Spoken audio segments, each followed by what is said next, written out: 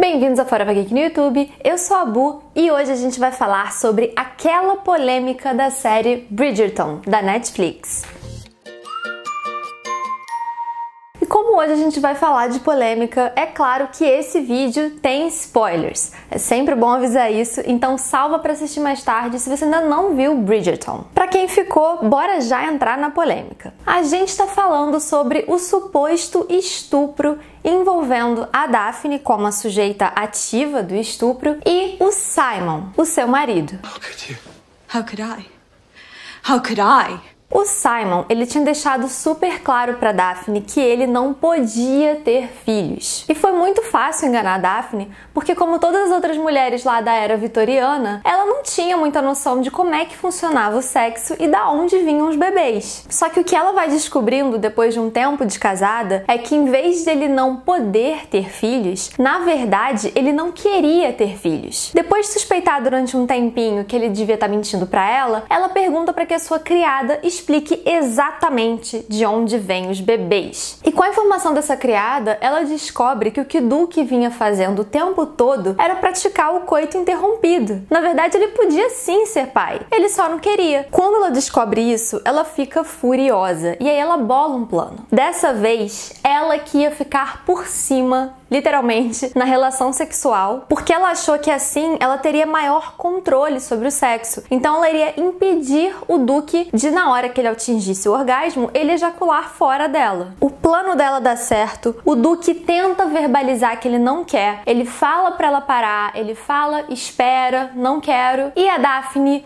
se mantém ali no controle até que ele sim ejacula dentro dela e ele percebe que ela sabe que ele estava mentindo pra ela esse tempo todo. A polêmica dessa cena então é: houve aí um estupro ou não houve? Será que o Duque foi estuprado? E se você curte vídeos sobre assuntos polêmicos, já se inscreve aqui no canal e assina o sininho de notificações, porque a gente tem uma playlist só sobre polêmicas. E eu não li a série de livros que inspira Bridgerton, mas o que eu andei lendo na internet é que no livro é claramente um estupro. Por quê? Nos livros, o Duque, ele chega embriagado, ele tá intoxicado em casa e a Daphne, puta da cara, resolve então seduzir o Duque em uma situação que ele tá completamente vulnerável, porque ele tá embriagado. Ela então força o sexo e impede que ele pare e ejacule fora dela. Só que essa cena retratada no livro, ela diverge bastante da cena que a gente vê na série. A série deu uma amenizada e abrandou um pouco a situação, a ponto dessa polêmica não ter resposta certa, infelizmente. Pra quem não sabe, aqui no canal, eu sou formada em Direito, eu era advogada, só que aí eu tive que parar de exercer a profissão quando eu passei no concurso público pro Tribunal de Justiça. E apesar de eu trabalhar com a área civil, eu tenho muitos livros de penal da minha época de concurseira e eu fui atrás de muita pesquisa, gente. E o bizarro é que essa situação não tem uma resposta certa pra ela, se isso pode ser considerado um estupro ou não. E eu já vou dividir as minhas conclusões com vocês, mas antes eu queria frisar aqui que, primeiro de tudo, um homem pode ser estuprado? Sim, um homem com certeza pode também ser vítima de um estupro. Certamente esse é um crime que é mais raro de acontecer. Normalmente, usualmente, o homem ele é o sujeito ativo do estupro, não o sujeito passivo, mas com certeza acontece. E pasmem, essa foi uma mudança muito recente na nossa legislação. O estupro, ele está previsto no artigo 213 do nosso Código Penal e ele fala o seguinte: constranger alguém mediante violência ou grave ameaça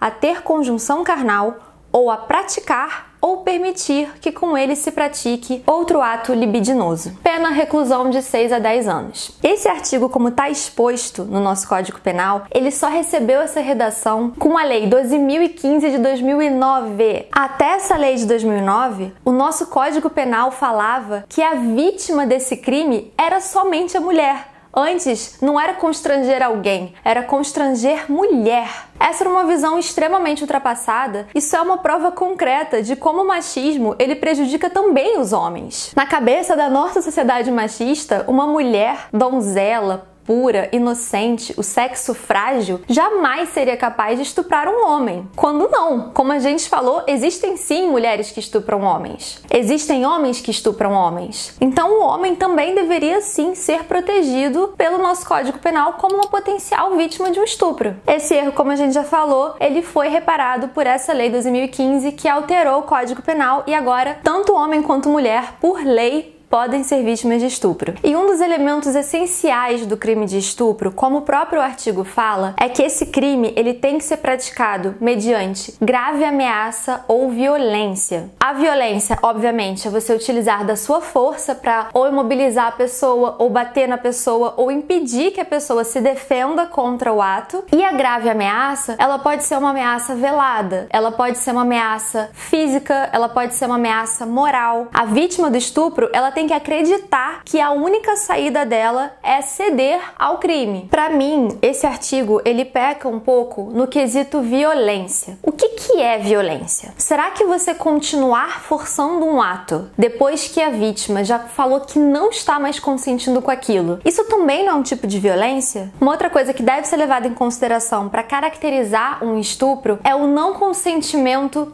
literal da vítima. O dissenso da vítima de estupro, ele tem que ser sincero e positivo, o que significa que não pode restar dúvidas para o agente do crime de que a vítima não queria de jeito nenhum estar fazendo aquele ato. Uma outra coisa que muitos doutrinadores falam também é que não é necessário atos heróicos por parte da vítima de estupro para que caracterize o dissenso dela. Ou seja, a vítima, ela não precisa colocar em risco a própria vida tentando lutar ali à força para impedir o estupro para caracterizar o não. Seria uma atitude fora da curva que poderia dar muito certo, dela conseguir sim se desvencilhar, mas também poderia dar muito errado. Poderia incentivar o agente do estupro a transformar aquele crime que seria inicialmente um estupro até mesmo em homicídio. E aí para mim que entra também uma outra polêmica, né? Porque assim, se a vítima não precisa praticar nenhum ato heróico para caracterizar o dissenso dela, o que consequentemente legitimaria um estupro, por que então a falta de consentimento já não é o suficiente para caracterizar o estupro? Aí entra uma opinião minha, tá? Eu acho que esse artigo ele tá muito mal formulado. Eu acho que em vez de ser constranger alguém mediante violência ou grave ameaça, deveria ser constranger alguém mediante a falta de consentimento a praticar ato sexual. Porque para mim a falta de consentimento já é a violência. Tudo que vem depois do não já tá transformando aquele ato em uma violência. Isso pode parecer óbvio, pode parecer bobo, só que é uma discussão muito interessante quando a gente fala de estupro masculino. Porque quando uma mulher ela é estuprada, depois de ela falar não, se ela falou não e ela tá sendo estuprada por um homem, naturalmente o homem ele é mais forte que a mulher. A gente sabe disso. Se você pega uma mulher de mesma altura e mesmo peso e mesma idade de um homem, é muito provável que ele seja muito mais forte do que ela. Então é muito mais fácil a gente presumir que uma mulher foi estuprada em uma situação em que ela não consentiu e o cara forçou o estupro mesmo assim. Porque nesse caso é provável que tenha havido sim uma violência, que ele tenha imobilizado a vítima e que ela tenha por consequência ficado incapaz de se defender e de fugir da situação. Agora, olha como é problemática a definição desse artigo quando o homem que é a vítima do estupro. Se o homem é naturalmente mais forte que uma mulher, será que a partir do momento que ele não consente mais o ato, como no caso da série, ele não consentiu, mas ao mesmo tempo ele não praticou nenhum ato que inviabilizaria aquele estupro? Ele não lutou contra, ele não tentou empurrar ela, jogar a garota pra fora da cama, ele não tomou nenhuma outra atitude, ele só falou não e para. Olha como é perigoso. Olha como coloca o homem vítima de estupro em uma total desvantagem. Porque beleza, a gente pode entrar na discussão de que não houve estupro porque a Daphne é uma mulher muito menor do que o Simon, ela é visivelmente muito mais fraca que ele, e só o fato dela estar por cima, se ele realmente não quisesse mais praticar o ato, se ele quisesse ejacular fora dela, era só ele dar um safanão, empurrar ela e jogar ela fora da cama. Só que não é tão simples assim, porque houve ali a meu ver, uma violação mediante amor. Poxa, o Simon ama a Daphne. Se ele fizesse isso com ela, ele ia poder machucar ela. Se ele jogasse ela de cima dele, empurrasse ela, de repente ela cair da cama, de repente ela quebrar um pé, ele não queria machucar ela. Então, às vezes, essa falta de ação dele foi em consideração a ela, a mulher que ele ama, e não porque ele não tentou lutar contra o ato. Agora que eu já expliquei como tudo funciona, infelizmente, depois de estudar muito, pesquisar muita jurisprudência, que são decisões reiteradas de outros tribunais, depois de ler muita doutrina, eu cheguei à conclusão de que ainda não tem uma resposta certa para isso, se seria estupro ou não, quando o cara consente o ato sexual, mas não consente apenas a ejaculação dentro da mulher. Mas para fins jurídicos, como não poderia ser comprovada no caso do Simon a violência ou grave ameaça por parte da Daphne, é provável que muitos tribunais considerassem que não houve estupro. A minha opinião é que isso é um pouco absurdo, porque eu acho que a partir do momento que a pessoa deixa de consentir, começa a violência. Ela pode ser uma violência velada. Você pode ficar tão perplexo com o que está acontecendo com você que você não consegue nem mais reagir. Então acho que tudo que vem depois do não é uma violência. Então, depois de estudar o assunto, a minha opinião é que sim, houve um estupro. E mais que isso, gente, eu acho que não precisa uma coisa ser crime para ser completamente estarrecedora e imoral. A gente não pode continuar engajando no ato sexual depois que a pessoa já falou que não quer de jeito nenhum. Não interessa se até então ela estava curtindo, se estava bacana. Aquele ato específico não estava. E no caso da Daphne, eu acho que tudo começou realmente com consentimento, né? A palavra da série foi consentimento, porque a Daphne, ela consentiu ter um casamento com o Duque sem filhos, porque ela achava que ele não podia ter filhos, porque foi isso que ele fez a Daphne acreditar. Então, o consentimento para Daphne, para aquele casamento, ele foi viciado, realmente. Houve um vício no consentimento dela. Ela achava que ele não podia ter filhos e foram esses os termos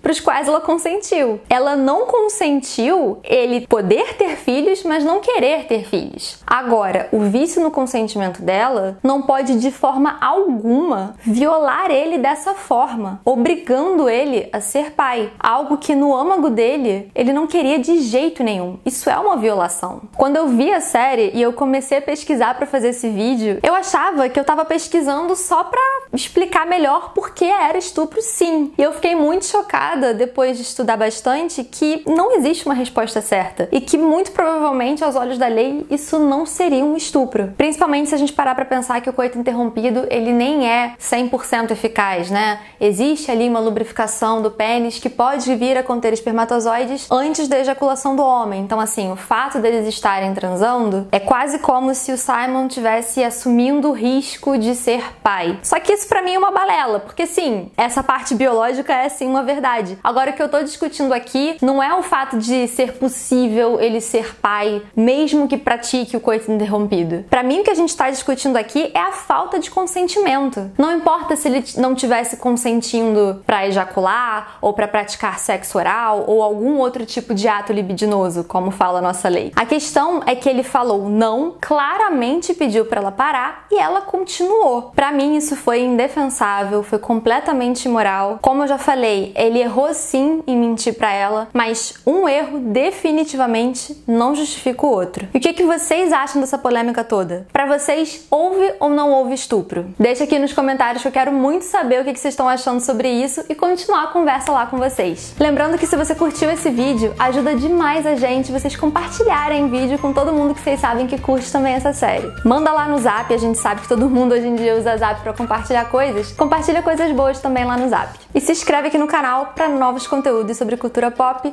e polêmicas. Um beijo e até a próxima!